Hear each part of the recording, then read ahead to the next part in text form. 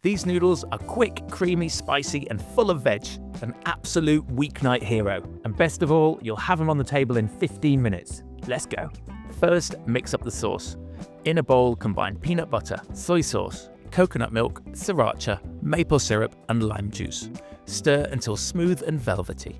Now cook your noodles according to the packet. Drain your noodles and then back in the pan to stay warm. Now we'll crack on with making our veg. Peel and finely chop the garlic, then slice the ginger into thin matchsticks. Trim and slice the spring onions, then cut the pepper into strips and halve the pak choi lengthwise. Get a large pan on a medium heat with some coconut oil. Start by gently frying the garlic and ginger for a couple of minutes, just enough to get them beautifully fragrant. Then turn up the heat and add those spring onions and red pepper.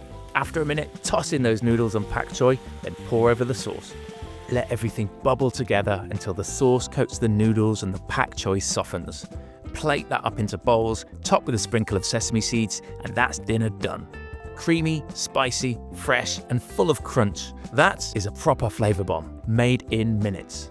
If this ends up in your weeknight rotation, let us know down in the comments. Like and subscribe, and we'll see you on the next one.